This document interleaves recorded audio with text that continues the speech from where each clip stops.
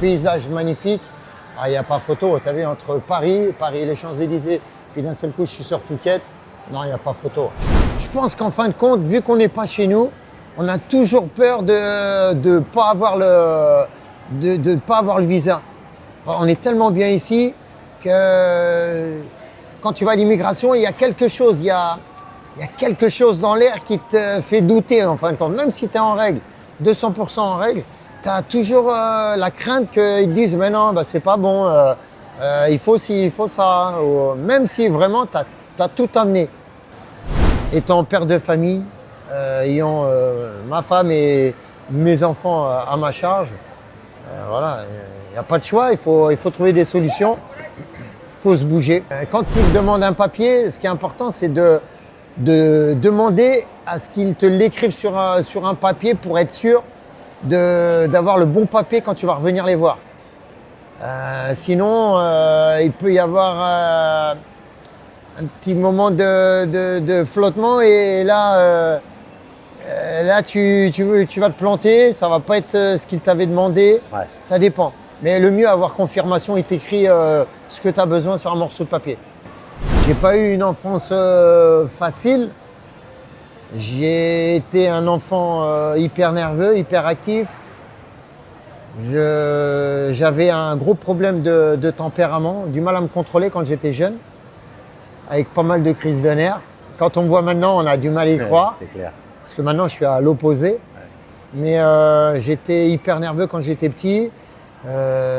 J'avais du mal à entre guillemets, à respecter l'autorité par nécessité. Par nécessité. À vrai dire, j'arrivais à une période où il n'y avait plus le choix. Donc, il fallait que je trouve une solution. Ça dépend des gens, il y en a vraiment pour tout le monde. Il y a l'univers de la nuit, les filles, la vie facile. T'es pas beau en France ou ailleurs, quand t'es ici, t'es beau. Tout est basé aussi sur l'argent. Il y a beaucoup de faux semblants, mais franchement, pour celui qui veut être tranquille, il vient là, il va vraiment passer du bon temps.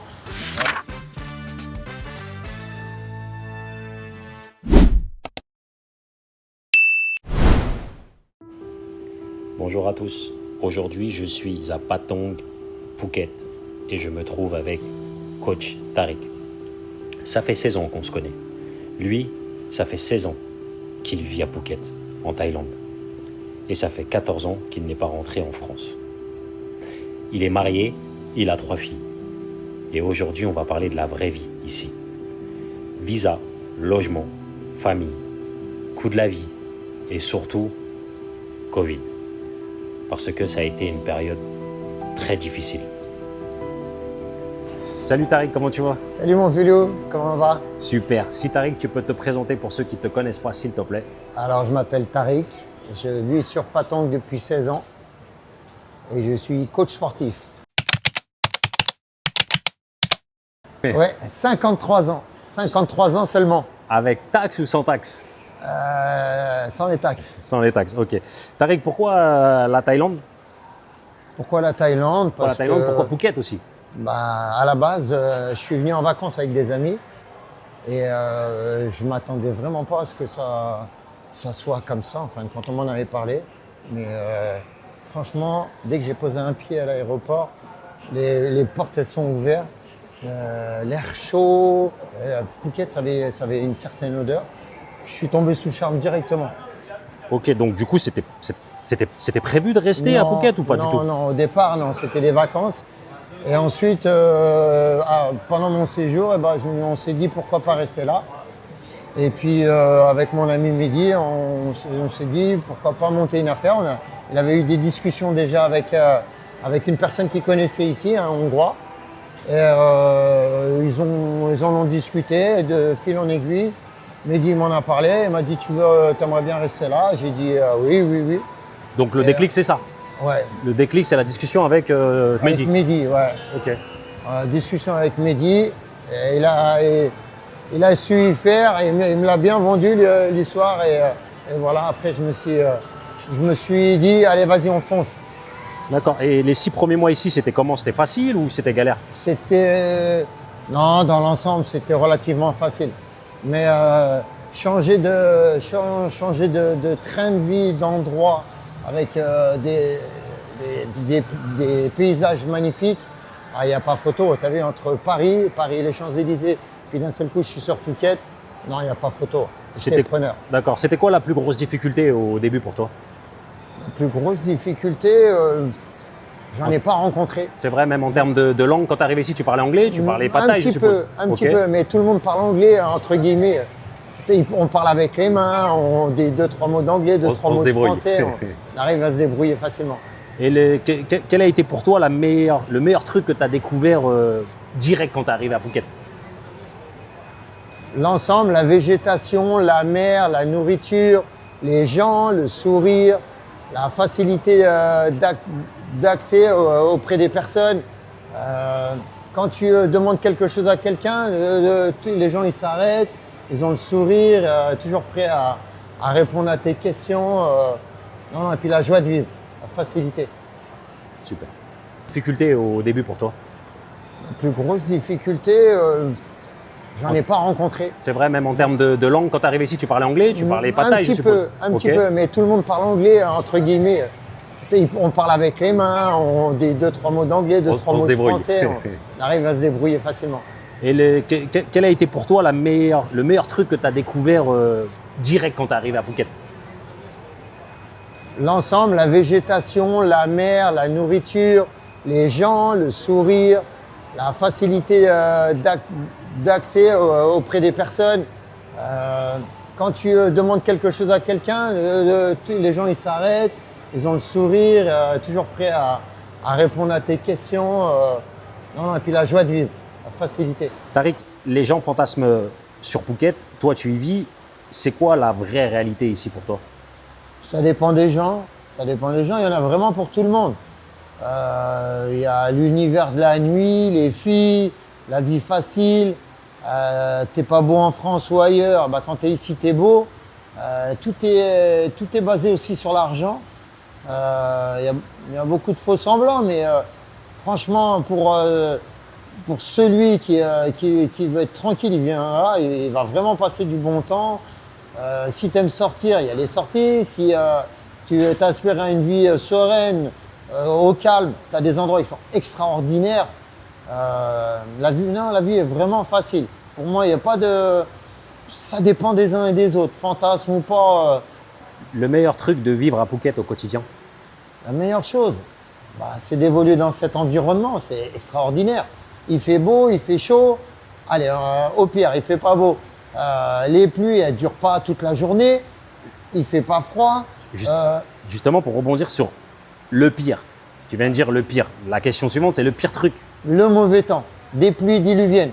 Ça ne dure pas toute la journée. Après la pluie, vient le beau temps. L'eau, ok, certes, des fois, tu as des inondations, mais c'est pas partout. Nous, sur Pattong, on a quand même de la chance. On est relativement bien préservé. Mais au pire, tu mets une paire de tongs, pieds nus. Tu mets un poncho, le fameux poncho à filou, et un plastique, et puis voilà. Tu te poses dans un café, tu attends que la pluie s'arrête, et puis voilà, la vie redémarre, et le soleil il revient, il fait beau, il fait chaud, et tout rentre dans l'ordre. Le plus gros choc culturel quand on s'installe ici, pour toi, c'est quoi? Le choc culturel, pour moi, il n'y a pas de choc culturel, il n'y a pas de choc. Tu peux faire ce que tu veux, quand tu veux, tout le monde... En Thaïlande, les Thaïlandais, ils te laissent vivre ta vie. Après, nourriture, tu trouves de tout. Tu vois des gens qui viennent des 4 coins de la planète. Donc, il y a une grande mixité. Moi, je trouve pas. Pour un ressortissant français, il n'y a rien qui me manque, à vrai dire. Hormis la famille. Mais sinon, il n'y a rien qui me manque. Est-ce que depuis que tu es là, donc depuis maintenant 16 ans, si je ne m'abuse, ouais, 16 ans. Est-ce que tu as déjà eu un ras-le-bol de Phuket ou de la Thaïlande et de te dire, ouais, qu'est-ce que je fais là? Et vas-y, j'ai envie de rentrer en France. Jamais. Je pense que je suis né sous une bonne étoile. J'ai que des bonnes choses qui m'arrivent. Certes, la période la plus difficile, ça a été le Covid, mais ça a été dur pour tout le monde. Mais sinon, non, je suis vraiment un privilégié. Chaque jour, je me remets en cause et je me dis, je ferme les yeux Et je me dis où je devrais être si j'étais pas parti en Thaïlande, c'est-à-dire en France. Et franchement, pour rien au monde, je ferais chemin inverse. Ici, tu te déplaces comment? Motorbike. Je suis feignant, rarement à pied, mais je fais beaucoup de sport. Donc ça compense. Mais en motorbike, tout le temps. D'accord. Qu'est-ce que ça représente pour toi de se trimballer justement en scooter? La liberté. La liberté. Ok. Tu peux conduire comme tu veux, du coup, même torse nu, n'est-ce pas? Bon, c'est vrai que j'ai tendance à enlever le t-shirt facilement. Mais dès que je sors de Patong, je suis toujours couvert. Je mets un t-shirt. Après, il y a aussi, sur le plan culturel, les Thaïlandais, ils aiment pas trop se dévêtir. Donc, par respect, c'est bien de porter un t-shirt. C'est vrai. Même pour ceux qui viennent, par exemple, ici au centre commercial, il faut toujours T'es mettre un t-shirt. obligé, c'est une très question important. de respect d'autrui. C'est clair, je suis d'accord avec toi. Si jamais on devait comparer tout ce que tu viens d'énumérer avec la France, c'est-à-dire conduire en scooter et sans t-shirt, même si en France, c'est vrai qu'on ne peut pas être sans t-shirt. Mais est-ce que tu te sentirais aussi libre? Non, rien à voir. C'est un ensemble. C'est vraiment un ensemble. Ici, les gens, ils font, à vrai dire, ils font pas attention à toi. Il n'y a pas ce côté où ils vont te calculer, penser des choses. Ici, non, tu fais ce que tu veux, personne ne te calcule. À partir du moment où tu es dans les lignes et tu manques de respect à personne. C'est vrai, je suis d'accord avec toi. Du coup, tu te sens beaucoup plus libre ici. Sur ça, on est d'accord sur ce point. Est-ce que parfois tu te sens en danger à Phuket? Jamais, jamais. Non, non, c'est vraiment safe. Vraiment, de toute façon, il y a des caméras partout, des services de police partout. Et les gens, ils sont bons vivants et sont bienveillants. De manière générale, rarement de problèmes. Et puis, je voudrais rebondir justement un peu sur la police. C'est vrai qu'ici, le système avec la police, quand tu as un problème, il le règle très rapidement. Ouais, ils ne blaguent pas, hein. Ils perdent pas de temps, hein. Ça va très très vite. Est-ce que tu t'es déjà fait peur sur la route en Thaïlande? Oui, plusieurs fois. Est-ce que tu peux nous expliquer une anecdote? Plusieurs fois avec mes filles, lorsqu'on revient de l'école. Le problème, c'est un peu compliqué ici. Il y a beaucoup de voitures, il y a beaucoup de motorbikes. Et les routes sont petites, il n'y a pas de passage piéton. Pour la majorité des endroits où tu vas, il n'y a pas de passage piéton. Et les voies sont très petites. Mais en bécane, tu vas avoir tendance à vouloir doubler les voitures. Ouais. C'est aussi l'intérêt d'un deux roues. Donc, faut être très vigilant. Faut vraiment anticiper un maximum et prendre son temps. Mais le problème ici, tu es toujours pressé en fin de compte. Est-ce qu'on est aussi pressé ici qu'à Paris? Non, on a plus de temps, mais bon, je crois que c'est humain ça. Ouais, c'est humain. Ça, c'est humain. On Et veut puis, je pense toujours que c'est aller pas le plus même vite. stress aussi. Non, ouais, ça n'a vraiment rien à voir. Tu dirais quoi aux gens qui viennent à Phuket et qui sous-estiment la conduite? Non, faut pas blaguer. En 2 temps, 3 mouvements, tu as vite fait de te faire percuter, de tomber par toi-même parce que la chaussée est glissante. Ouais. Plein de fois dans tes vidéos, tu parlais des camions poubelles avec des liquides qui tombaient par terre ou tu as tout et n'importe quoi, de l'huile, de n'importe quoi. Donc c'est vraiment très dangereux. Faire attention avec la pluie. Beaucoup de véhicules qui sont en très mauvais état, qui perdent de l'huile. Ouais. Pour ceux qui veulent prendre des 2 roues, je vous conseille de vous entraîner un petit peu en France ou ailleurs afin de venir ici et avoir un petit peu d'expérience. Mais ici, tu casses, tu payes. C'est clair. Donc faites attention. Merci pour tes conseils. C'est positif de faire des interviews comme ça avec son ami et son On frère. gratte des c'est que cafés à c'est qu'on l'œil. gratte des Bravo. cafés à l'œil. Bravo la fin. Sinon, sur la voilà, table. si tu bouges la table, c'est mort. Et alors, Là, du tu coup, me vois combien ça bien t'a coûté ces 2 cafés? On te voit bien, t'inquiète, t'es beau Hein? comme un camion. Merci bien. Tu m'as dit quoi? T'as fait la coupe? T'as pas fait la coupe? T'avais dit que t'avais te rasé, t'avais fait la Ah coupe. t'as ouais, pas j'ai fait. merdé là. Ouais. Tu vois. Bon, Tariq, je sais pas pourquoi je trouve qu'il a un goût particulier. Quand c'est toi qui payes le café, je trouve que c'est particulier. Ouais, il est délicieux. Hein. Il est toujours meilleur le café quand c'est quelqu'un qui te le paye. C'est vrai. Savoure-le. Savoure-le, parce que les prochains cafés, c'est moi qui vais les savourer. Tariq, maintenant, on va parler un peu plus concret. Pour vivre ici, il faut des papiers. Et aujourd'hui, tu as quel type de visa exactement? Alors, j'ai un visa retraité. À partir de 51 ans, tu as le droit à postuler pour ce visa-là. Donc, Tu es sûr que c'est à partir de 51 ans?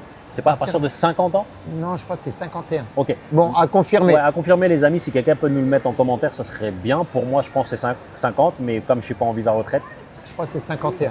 51. Ok, possible. Donc, j'ai ce visa-là depuis quelques années. Vu que je suis feignant, j'ai tendance à tout faire par une agence qui s'appelle TMT sur Patong. Ils se chargent de tout. C'est-à-dire que ils font le lien avec l'immigration. Donc, j'ai pas à me rendre à l'immigration. Je donne tous les documents.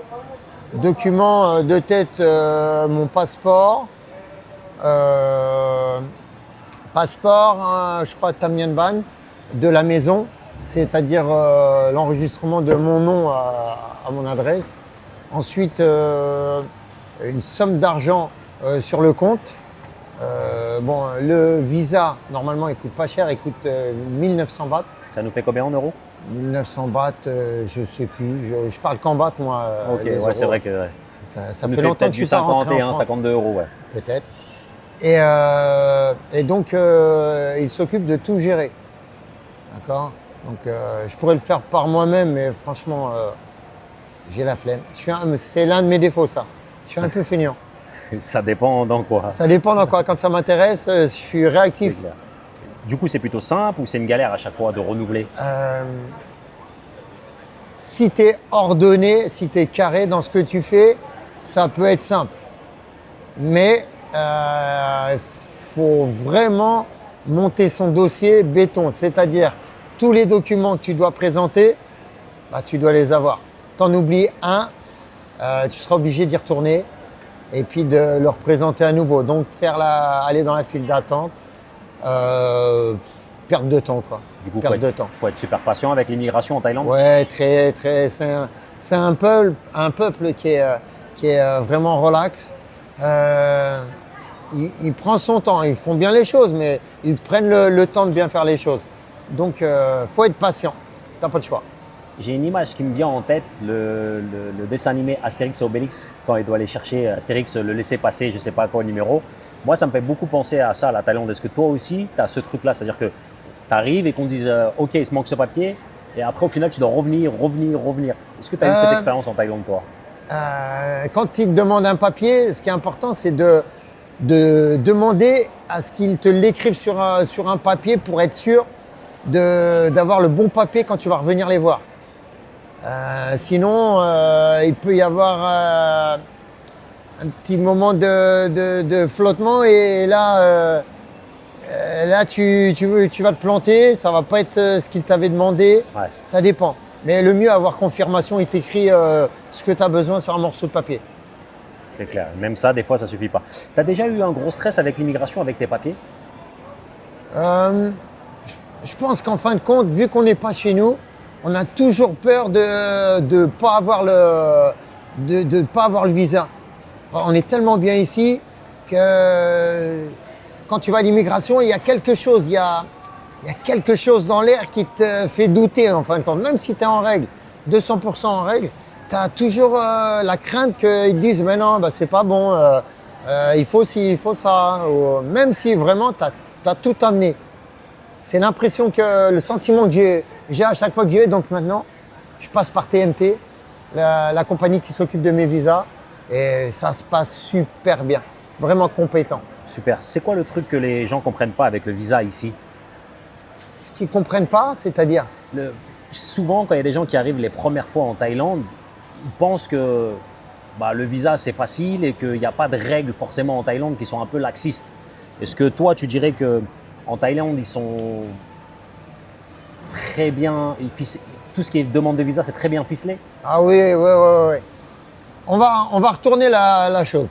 Quand tu vas en France, pour un étranger, tu es obligé, pour certains étrangers où il n'y a pas d'accord entre leur pays et la France, Oui. Ils sont obligés de présenter des visas, présenter des papiers s'ils veulent faire des visas. Donc ça, c'est partout pareil, on va dire. Même, je dirais peut-être que la France, ils sont encore plus restrictifs. Ouais. Donc la Thaïlande, c'est le même principe, on n'est pas chez nous. Ils peuvent, s'interroger et se dire qu'est-ce que tu viens faire en Thaïlande? Et il y a beaucoup de personnes qui restent, qui ont le désir de rester sur place le plus longtemps possible, en fin de compte. Donc, pour moi, c'est logique. Tu conseillerais quoi à quelqu'un qui veut s'installer à Phuket? Alors, avant de s'installer, il faut venir passer des vacances sur une grande période. Le mieux, c'est 1 an. Bien passer une année sabbatique. Tu as des revenus de France ou d'ailleurs. Tu viens passer une année et tu observes. Tu observes, tu te déplaces beaucoup sur à l'endroit où tu es. Par exemple, Phuket, tu vas un petit peu partout sur Phuket. Tu vas te rendre compte que ça tourne en fin de compte. Les personnes, c'est des cycles. Les cycles de vacances d'une communauté à une autre. Toutes les communautés ne viennent pas au même moment parce que c'est souvent par rapport aux vacances scolaires. C'est beaucoup les vacances scolaires de chaque pays qui fait que les gens ont la possibilité de venir en vacances, par exemple ici. Pour les Français, c'est plus vers fin d'année et début d'année, on va dire. Après, pour les autres communautés, les autres pays, c'est un peu, c'est peut-être différent, tu vois. Là, non, celui-là, je préfère. Tu veux pas cet angle-là, tu veux l'autre angle. Mais c'est qui fait l'interview? C'est toi ou c'est moi? C'est toi. Mais qui c'est que tu interviews? Si je dis, je me casse. Donc, si je comprends bien, tu veux cet angle-là. Voilà. Voilà, là, t'es plus beau, là, ici. Voilà, là. toujours. Toujours le côté droit du coach. Oh là là, quel best-of. Ça va aller dans les best-of. Fais voir ton biceps. Montre-nous, c'est où, La Patong? plage. La voilà. plage. Non, là-bas, je crois, ouais, c'est là-bas. C'est là-bas, la plage. Tu es propriétaire? Est-ce que tu es locataire? Est-ce que tu as une maison? Est-ce que tu as une villa? Est-ce que tu as un appartement? Alors, j'habite sur Patong, à 1 minute de la plage. Je suis locataire. J'ai une petite maison. La maison est assez grande. Il y a 2 chambres, un salon, une cuisine, une grande cuisine, un couloir où on peut entreposer beaucoup de choses. J'habite dans une impasse, au bout de l'impasse, donc c'est vraiment très calme. Tu as combien de mètres carrés, tu dirais?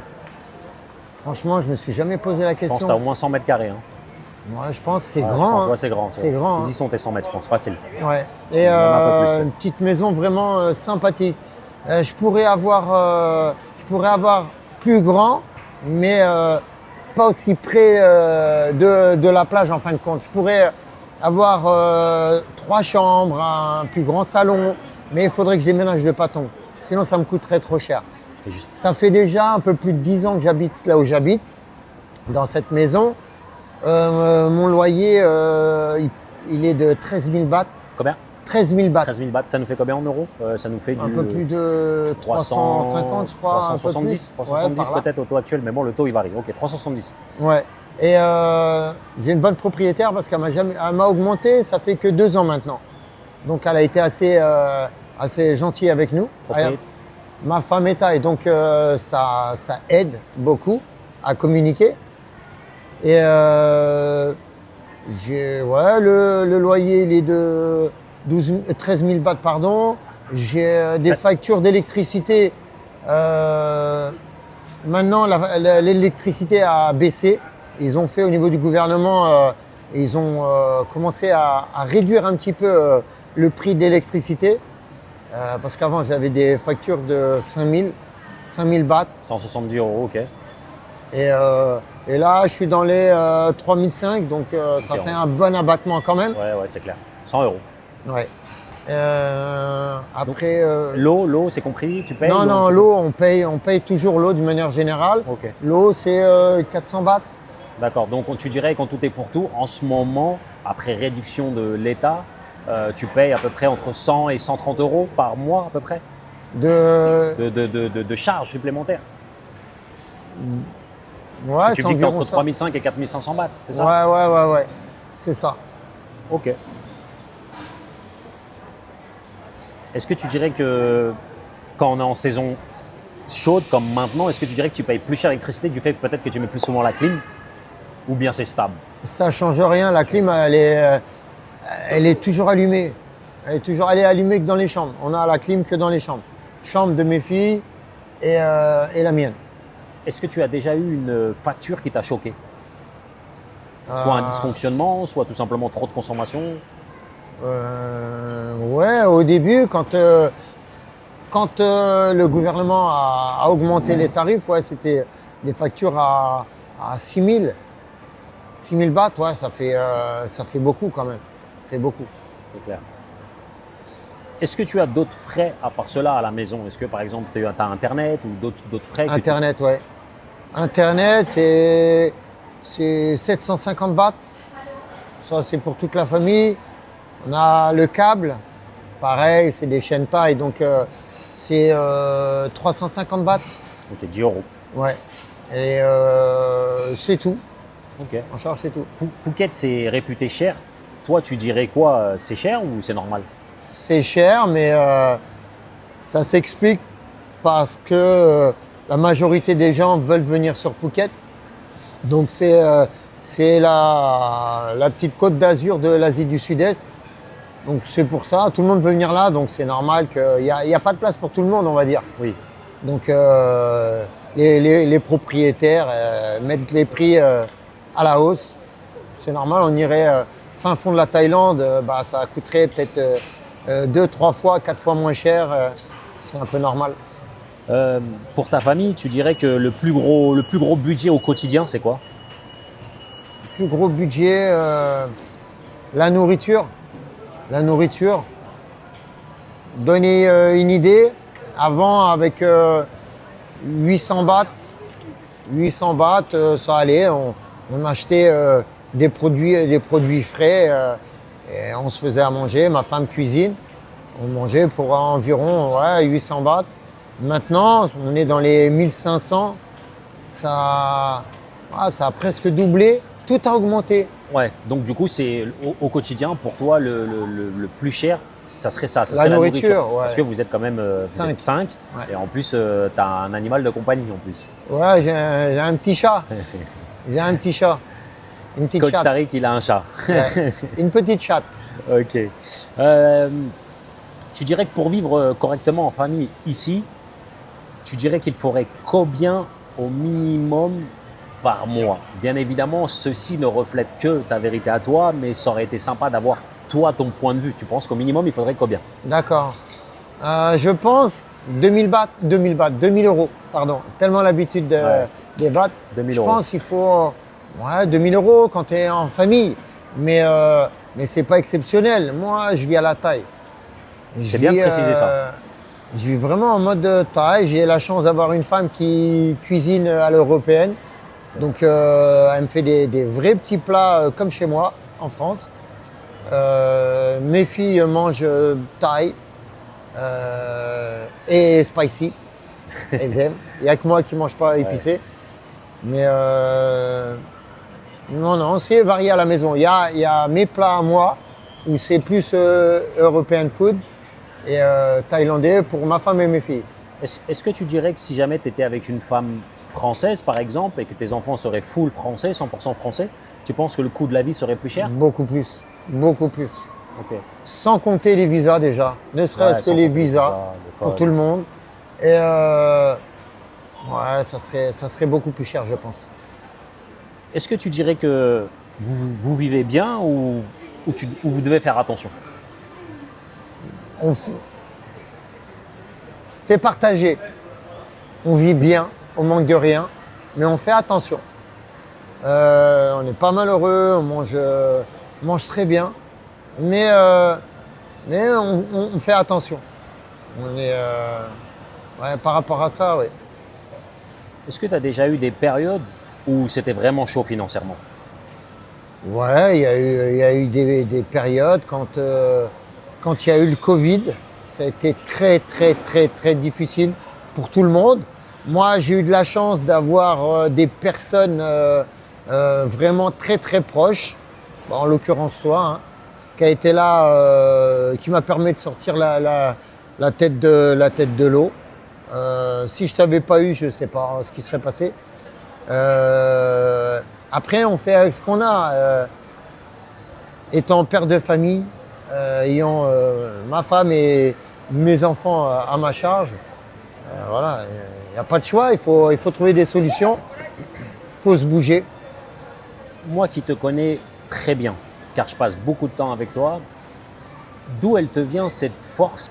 Ça te vient d'où ça? Bah de ma vie, de ma jeunesse. Après, j'ai pas eu une enfance facile. J'ai été un enfant hyper nerveux, hyper actif. J'avais un gros problème de tempérament, du mal à me contrôler quand j'étais jeune, avec pas mal de crises de nerfs. Quand on me voit maintenant, on a du mal à y croire, C'est clair. parce que maintenant je suis à l'opposé. Ouais. Mais j'étais hyper nerveux quand j'étais petit. J'avais du mal entre guillemets, à respecter l'autorité. Ayant eu des problèmes du côté de mon papa, j'avais problème d'autorité. Et suite à ça, j'ai eu pas mal de problèmes à l'extérieur de la maison, des bagarres, des choses comme ça. Mais toujours, comme je dis à tout le monde, des bagarres avec les mauvaises personnes, Oui. pas des bagarres avec des gens normaux. Donc j'étais facilement, je démarrais au quart de tour parce que je supportais pas l'injustice. Donc dès qu'il y avait de l'injustice autour de moi, je mettais mon grain de sel. Et ce qui m'a permis en fin de compte de sortir de ça, c'est le sport. À l'âge de 14 ans, j'ai rencontré un professeur de sport, un entraîneur. Et à partir de ce moment-là, c'est devenu moi, comme mon grand frère. Grâce à lui, il m'a inculqué des valeurs, le respect, l'autorité aussi. Et à travers la boxe, en fin de compte, je me suis canalisé. Donc j'ai fait de la boxe de l'âge de 14 ans jusqu'à maintenant 53, quoi. J'ai eu des petites coupures, mais j'ai jamais réellement décroché. Il y a un truc que beaucoup ne savent pas. Tu as eu une période où tu as bossé dans le monde de la nuit, ici, à Phuket. Ouais. Tu faisais quoi exactement? Alors j'ai travaillé comme promoteur. Je travaillais sur Bangla pour faire venir les gens à l'intérieur du club. Je vais faire acheter des open bars ou prendre des tables. Est-ce que tu as fait ça par choix ou par nécessité à ce Par moment-là? nécessité. Par nécessité. À vrai dire, il y avait pas, j'arrivais à une période où il n'y avait plus le choix. Donc il fallait que je trouve une solution. Et c'est grâce à Philippe Phuket, que j'ai mis le pied à l'étrier. Et finalement, magnifique, il a eu entièrement raison. J'avais déjà évolué dans le monde de la nuit quand j'étais en France. Je travaillais un peu dans la sécurité à l'époque. Et là, je suis passé de promoteur. Ensuite, j'ai gravi les échelons et je suis monté manager. Et après, j'ai décroché parce que c'est compliqué de gérer le monde de la nuit, le travail la nuit et s'occuper de sa famille le jour. Justement, la question qui me vient tout de suite après ça, c'est mentalement, c'était comment ce monde-là? Parce que tu as fait combien d'années dans le monde de la nuit? Plusieurs années, au moins 6 ans, je pense. 6 ans sur Bangla Road. 6 ans sur Bangla. D'accord. Mentalement, c'était comment? C'est difficile parce que quand tu as passé un certain âge, tu peux être un petit peu moins conciliant, quoique je le suis beaucoup moi. Mais il faut prendre sur soi le bruit, le monde, surtout quand tu es promoteur, le monde à l'extérieur, la cohue dehors, les gens qui courent, qui passent, qui te bousculent, le travail en équipe, où les gens, en fin de compte, c'est un monde de requins, où les gens sont hyper individualistes et chacun pense qu'à lui parce qu'en étant promoteur, c'est toi qui fais tes ventes. Ouais. Donc il faut aller chercher les clients. Donc souvent des rivalités où on essaye de te piquer tes clients. Ouais. Donc au quotidien, c'est difficile. Et qu'est-ce que ça t'a apporté et qu'est-ce que ça t'a pris? ce que ça m'a apporté de l'argent, des relations aussi, parce que tu es au plein dans le centre de l'activité nocturne. Donc Tu fais énormément de connaissances. Donc c'est un plus. Et parce qu'il y a des bonnes et des mauvaises personnes, mais dans la majorité de bonnes personnes, tu te sens utile parce que tu donnes des informations ou des conseils aux gens qui viennent s'amuser. Donc faire attention avec l'alcool, de vraiment essayer de contrôler ce que l'on fait, faire attention à ne pas tenter de succomber à la tentation de la drogue. Ouais. Parce que tu peux trouver tout et n'importe quoi ici. Beaucoup de personnes vont essayer de te proposer des choses illégales, donc faire attention à ne pas franchir ce pas. Et ensuite de leur dire de bien s'amuser, mais en faisant attention. Et qu'est-ce que ça t'a pris? Ce que ça m'a appris, Qu'est-ce que ça t'a pris? Outre le temps, ça t'a pris beaucoup de temps. Mais est-ce que ça t'a pris quelque chose d'autre? De la fatigue? ouais, sur le plan nerveux, c'est très fatigant, ça t'use. Parce que faut prendre les choses avec du recul. Quand tu as affaire à des gens qui sont maladroits, qui sont pas très respectueux, bah, faut pas te laisser aller à faire comme eux, à être agressif, quoi. Donc prendre sur toi. Je crois savoir que tu finissais tard. À Très cette tard, période-là. parfois, oui. 2-3 heures du matin, 4 heures Des du matin. fois à 5 heures, je rentrais à la maison, mes filles se levaient, il fallait que je les amène à l'école. En plus, mes filles, elles sont à l'école sur Phuket Town. Donc, ça veut dire prendre la motobike, les amener à Phuket Town. À l'époque, Jaya, elle était à Chalong. Donc, ouais, c'était difficile, très difficile. Donc, si je comprends bien, tu rentrais du travail, il était 3-4 heures du matin, tu dormais une petite heure, 1h30, tu te réveillais et tu accompagnais tes filles à l'école. Voilà. C'est ça? Donc, tu accompagnes tes filles toi-même. Exactement. Ok. Et le moyen de locomotion que tu utilises, c'est à chaque fois scooter. Motobike. Ok. À la taille, quoi. Ouais, exactement. Ok, super. Et tu tenais comment physiquement? Bah, ma force, en fin de compte, j'ai un gros mental, une grosse force de caractère. Et devant le fait accompli, bah, je baisse jamais les bras. Donc si je dois faire quelque chose, je vais le faire. Donc vu que j'ai pas le choix en l'occurrence, il n'y a que moi qui peux le faire, bah, je le fais. C'est mon rôle de père. Tu t'es jamais endormi au volant? Tu t'es jamais Non, dit jamais, assoupli, coup de fatigue, mais jamais. Parce que j'ai mes filles et c'est la plus belle chose que j'ai. Donc je fais vraiment très très attention quand je suis avec mes filles. En étant dans le monde de la nuit, est-ce que tu as déjà craqué? Craquer, non. Vis-à-vis d'une personne, tu veux dire, en face de moi ou... Non, par rapport à toi, personnellement, est-ce que tu as déjà craqué et tu t'es dit qu'est-ce que je fous là? Pourquoi je travaille là? Non, parce que je relativise beaucoup. Une fois que je sors de cet univers-là de la nuit, j'arrive à faire la part des choses et de me dire que je suis à Phuket, l'une des destinations les plus privilégiées dans le monde, où la majorité des gens aimeraient y vivre. Et moi, j'y vis, et ce, depuis 16 ans. Donc, je relativise. À quoi tu pensais quand tu rentrais chez toi tous les matins tard, à 4 heures du matin, et que tes bébés ils dormaient? À quoi tu pensais? Ce que je faisais quand je rentrais du travail, j'allais les voir dans leur chambre, m'assurer que tout allait bien, les voir dormir. Et ça me réconforte de fou. Tu leur faisais un bisou dans leur sommeil ou pas? Des fois oui, des fois non, mais les voir, je dirais que ça m'apaise. Est-ce que tu dirais qu'au final, c'est elle ta force? Bien sûr. Tout ce que je fais, c'est pour elle. On va rentrer un petit peu dans ta routine de papa.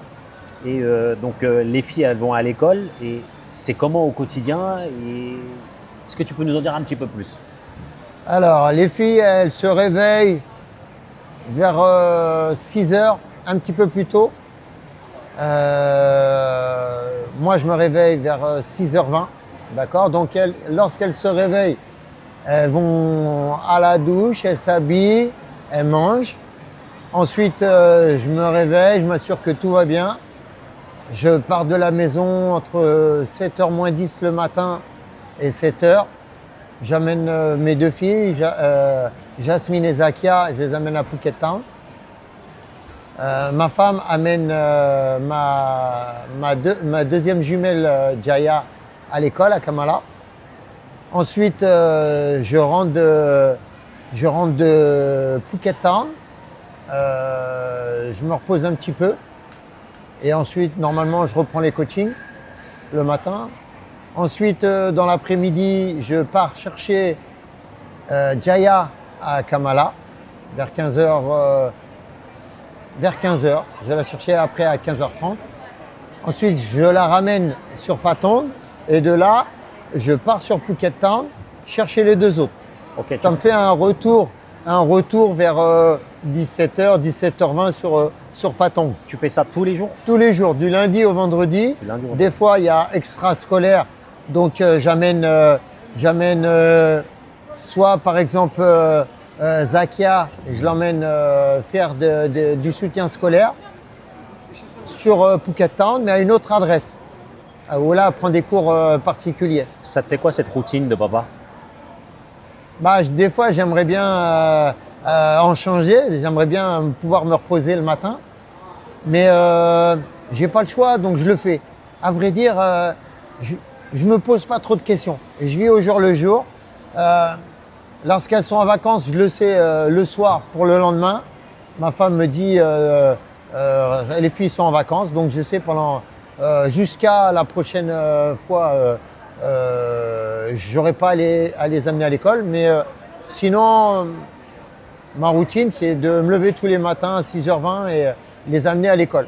Elle parle quelle langue à la maison? Je leur parle en français. Elles me répondent, Jasmine et Jaya elles me répondent un petit peu en français, sinon en anglais, ou des fois un petit peu en thaï. Zakia me répond en français. Elle parle un peu plus français, Zakia, parce que j'avais plus de relations avec elle quand elle était plus petite, parce qu'elle était mise à l'écart avec ses sœurs jumelles. D'accord. Donc, c'était un petit peu la rejetée de l'équipe avec ses sœurs jumelles. Donc, elle a passé beaucoup plus de temps avec moi. L'école en Thaïlande, est-ce que tu peux me dire combien ça te coûte par mois ou à l'année pour tes 3 filles? Et quel type d'école vont les filles? Elles vont à l'école thaï ou l'école française? Elles sont dans une école thaï, une école un petit peu intermédiaire, D'accord. où l'école est gratuite. Ensuite, on a Pourquoi elle est gratuite? uniformes. Excuse-moi, pourquoi elle est gratuite? Parce qu'elle est prise en charge, je crois, par la famille royale. Parce Ou qu'elles sont l'école thaï. publique, en fin de compte. Parce que tes filles sont thaï. Mais oui, si elles oui. n'étaient pas thaï, ça aurait sûrement pas été possible. Ça aurait été plus compliqué, je pense. D'accord, Donc moi, elles ne sont pas dans une école internationale. d'accord. Elles sont dans une bonne école où le niveau, il est pas mal. Il est pas mal. Elles apprennent aussi l'anglais? Elles apprennent l'anglais, elles apprennent le chinois. Et il y a d'autres langues à l'intérieur. Mais là, elles sont plus anglais-chinois. D'accord. Combien ça te coûte? Il y a l'école est gratuite, mais après, il y a des extras. Après, les extras, je ne m'en rappelle plus. Ok, c'est pas Sinon, grave. après, au quotidien, c'est environ 100 bahts. Je donne environ 100 bahts, donc 300 bahts pour mes 3 filles. Ça, c'est pour qu'elles puissent manger à l'école. S'acheter des collations à manger. D'accord.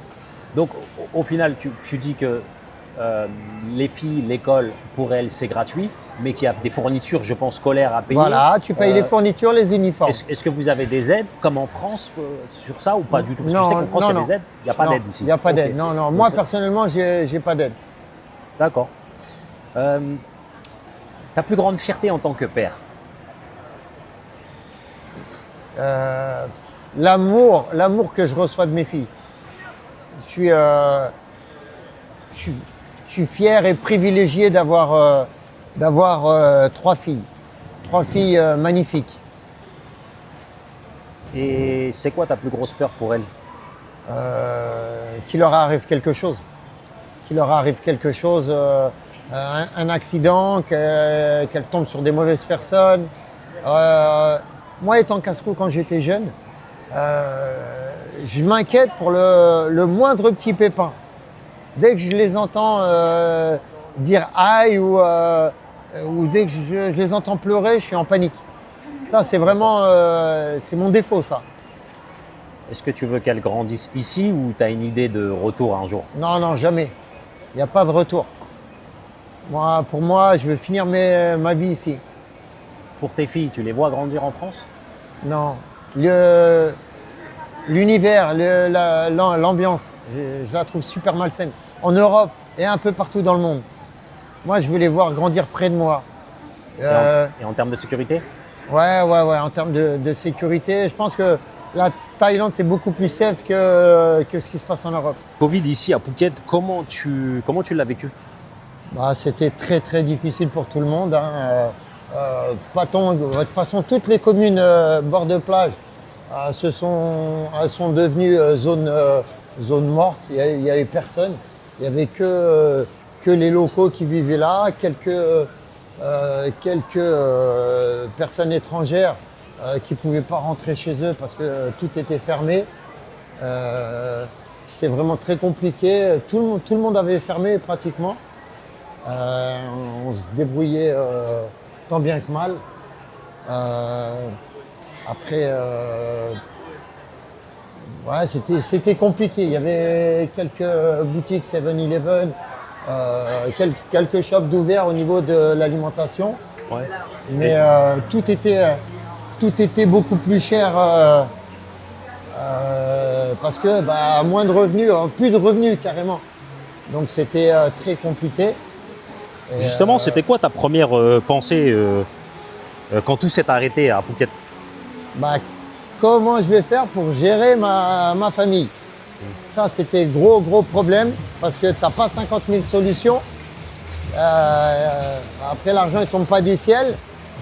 Donc, je me suis dit, qu'est-ce que je peux faire? Et j'ai eu la chance d'être sollicité par des résidents, des locaux qui m'ont demandé si je pouvais m'occuper d'eux physiquement et puis par la force des choses mentalement aussi. Donc je leur ai donné des coachings. Ok, donc c'est à partir de là que tu es devenu coach au final. Ouais, après moi j'ai toujours fait du sport à haut niveau et quand j'étais plus jeune je donnais des coachings. Ok. Donc là ça a été vraiment l'occasion de remettre le pied à l'étrier au niveau des coachings. À quel moment tu t'es dit là ça devient grave? Ça devient chaud quoi pendant le Covid? On ne savait pas quand est-ce que ça allait s'arrêter en fin de compte. Donc moi, de toute façon, je suis une personne qui vit au jour le jour. Mais personne ne pouvait savoir quand est-ce que les choses allaient rentrer dans l'ordre. Donc il fallait tenir coûte que coûte. Et puis grâce à Dieu, on a pu tenir, quoi. C'était très, très compliqué. Financièrement, ça t'a mis comment? J'étais la tête sous l'eau. Mais bon, avec les coachings que j'ai pu faire, avec Philippe Taille, c'est ma petite étoile au-dessus de ma tête, j'ai pu durer dans le temps en fin de compte. T'as eu peur pour ta famille? Bien sûr, c'était la première des choses en fin de compte. Je ne pouvais pas prédire ce qui allait arriver, donc il fallait que je sois opérationnel pour tous les challenges, pour tout et n'importe quoi en fin de compte. Qu'est-ce qui t'a fait tenir malgré tout? Mes filles, j'avais pas le choix. Ça s'est terminé, t'as ressenti quoi? Soulagement, fatigue, t'étais énervé? Quand la vie elle a repris son fil, j'étais très très content parce que les opportunités elles allaient venir à moi. Et après moi je suis un optimiste de nature. Je lâche jamais l'affaire, donc dès que tout est rentré dans l'ordre, après voilà. D'accord. Je veux dire, après j'ai foncé pour toutes les propositions que je pouvais avoir, voilà. OP, bon, on va manger maintenant quand même. Oui, on va manger, mais on est là et on va manger ensemble comme d'habitude. Hein. Ça change pas. Ouais, grave. On va parler un peu assurance. Est-ce que toi, tu as une assurance santé ici? Pas du tout. Pas du tout. Mais il va falloir que j'en prenne une. Ok. Mais par contre, tes enfants, tu leur as pris une assurance santé? Ils ont l'assurance de l'école. Ok. Est-ce que ça couvre bien? Ça va. Il y a aussi le fait que elles soient nées ici, donc ils ont des avantages avec l'hôpital Wachira. Ils sont nés à Wachira, donc il y a une prise en charge de l'hôpital. Du fait qu'elles soient nées dans cet hôpital? Soit nées dans cet hôpital. Et parce qu'elles sont taille? Ouais. Ok, tu m'apprends un truc. Super. Est-ce que toi, tu te sens en sécurité au niveau des soins et des hôpitaux à Phuket? Magnifique. Les hôpitaux à Phuket, ils n'ont rien à envier aux grands hôpitaux partout dans le monde, à Paris, à New York ou n'importe. Les hôpitaux ici, c'est vraiment les hôpitaux internationaux. Hein. Oui. C'est vraiment le top du top. Tu as des chirurgiens, des docteurs, des éminents spécialistes. Donc non, il n'y a pas de problème. Du coup, quand tu dis hôpitaux internationaux, est-ce que tu parles de… Bangkok Hospital. On parle d'hôpital qui est privé, on est d'accord? Ouais, tout à fait. Ok. Tu conseilles quoi à quelqu'un qui arrive à Phuket, qui veut s'installer en termes d'assurance? Est-ce que tu as une assurance en tête? Non, mais c'est hyper important. Je sais que moi, c'est un peu mon problème en ce moment, mais assurez-vous. Parce que la vie, elle peut avoir des mauvaises surprises, elle peut vous donner des mauvaises surprises. Donc assurez-vous, maximum. Ok. Qu'est-ce qui te manque le plus de la France? La famille. Ok. La famille, c'est tout. Qu'est-ce qui te manque pas du tout? Pas du tout. Le climat en France. Le climat, les gens. Ouais, enfin, après, Ok. c'est un ensemble. C'est pas, je ne vais pas jeter la pierre sur le peuple en lui-même parce qu'il il est dépendant de ses gouvernants. D'accord. Mais le système français. Si tu rentres demain en France, tu penses que tu vas te sentir étranger? Ouais. Pour ça, je reste en Thaïlande. T'as des Je me regrets? sens plus thaïlandais Ouais. que français. Je comprends. Est-ce que tu as des regrets d'avoir fait ta vie ici? Non, aucun. Si j'avais su, je serais venu avant. Tu as déjà eu un moment où de nostalgie violent? Non, aucun. Non. Aucun. Moi,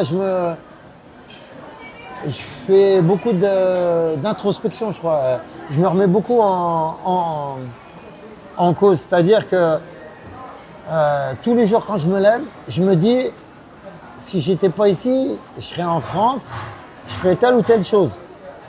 Maintenant, j'ouvre les yeux, je suis à 1 minute de la plage de Patong. L'environnement, il est extraordinaire. Je suis vraiment privilégié. J'ai la chance d'être dans un environnement où les gens sont en vacances. Donc, il n'y a que des vibes positives en fin de compte. Il n'y a pas de stress. Ouais, c'est Il n'y a vrai. pas de stress. Est-ce que tu te sens chez toi ici? Oui, ouais. Je me sens chez moi, chez les autres. Je ne suis pas chez moi, mais je me sens chez moi. Je suis à l'aise. Est-ce que tu dirais qu'aujourd'hui, tu es heureux? Ouais. Vraiment heureux? Très heureux. Très heureux. Pour être très, très, très heureux, il me manque ma famille. Ma mère, ma soeur. Mais sinon, je suis très heureux. Mes enfants m'apportent le bonheur déjà. C'est quoi ta définition de réussir ta vie maintenant? Je l'ai réussi ma vie. J'ai fondé une famille. Je veux juste essayer de leur laisser quelque chose. Parce qu'on est là, demain on n'est plus là. J'aimerais pouvoir leur laisser quelque chose. Sinon, je suis heureux, épanoui. Quand tu dis quelque chose, c'est quelque chose de physique? Une sécurité Ok. financière. Si tu avais un conseil honnête à quelqu'un qui veut venir vivre à Phuket? Rester soi-même.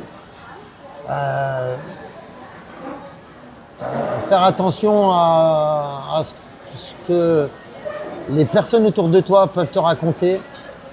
C'est aussi un endroit de faux semblant. Donc il faut avoir les pieds sur terre. Il faut… n'attends pas trop des gens. Fais ce que tu estimes juste avec eux. Mais n'attends rien des gens. Comme ça, tu ne seras jamais déçu. Après, sois ouvert. Partage les moments avec le plus de personnes possible. Ça permet d'avoir de l'expérience. Sois ouvert à ce qui se présente à toi. D'accord. Est-ce qu'il te serait possible de partager avec moi, avec nous, qui regardons cette vidéo en ce moment, une chose ou plusieurs choses qui t'a marqué émotionnellement ou surpris quand tu es arrivé tes premières fois en Thaïlande? Une chose m'a émerveillé, et pourtant je ne pensais pas un jour le vivre, ça a été la naissance de mes enfants. Les premières qui sont des jumelles. Hein. Ouais. Moi, je voulais pas d'enfant. J'avais peur d'être un mauvais père.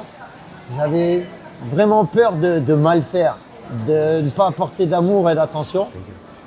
Et là, en fin de compte, je me suis rendu compte que le plus beau cadeau que je pouvais avoir, c'était mes enfants.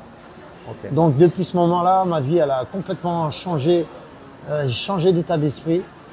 J'ai arrêté de penser à moi, d'être égoïste, et puis j'ai pensé à mes filles. Et puis, jusqu'à maintenant, c'est la même, quoi. Je pense à mes filles. C'est ma force, mon essence, mon énergie. Quand on me dit, ouais, Tariq, tu t'arrêtes jamais, non? Parce que j'ai à chaque fois de l'énergie donnée par mes enfants. Tariq, parce que je suis pas sûr de te croire, mais avant que tu manges, j'aimerais bien que tu me montres ton protège-dents pour voir si c'est vraiment vrai. Parce que je le dis souvent lors de mes lives TikTok ou même YouTube, et je dis, ouais, comme dirait Tariq, je suis toujours prêt. Il a vraiment son protège-dents. Voilà, il y en a, ils ont d'autres choses. Qu'est-ce que vous avez dans votre sacoche? Oui, protège-dents. Bon, super. Coach Tariq, changement de décor, tu peux nous dire où on est ici, s'il te plaît? On est chez Fafa, Farad Market, sur Nanaï Road, à Patong. Notre fameux Fafa. Et pourquoi tu viens ici? Parce qu'il y a une très belle équipe, ils sont super gentils, super accueillants. On a des excellents cappuccinos, on a des petits clafoutis. Donc d'accord, Coach Tariq, il aime manger les gâteaux. Donc si vous voulez vous mettre bien avec Coach Tariq, il faut lui payer les gâteaux. C'est grâce aux gâteaux que tu as des biceps comme ça? Exactement, voilà. C'est les gâteaux de chez Fafa. Tariq, juste pour rebondir sur tout à l'heure, on sait que tu fais du coaching, tu donnes des coachings. Et comment on fait si jamais on veut faire un coaching avec toi? Comment on te joint? Là, faut cliquer sur le lien au-dessus là. Ok. D'accord. Hop, le lien au-dessus. D'accord. Ça sera indiqué. Ouais, ou sinon en description. Voilà. Et en description sur Instagram.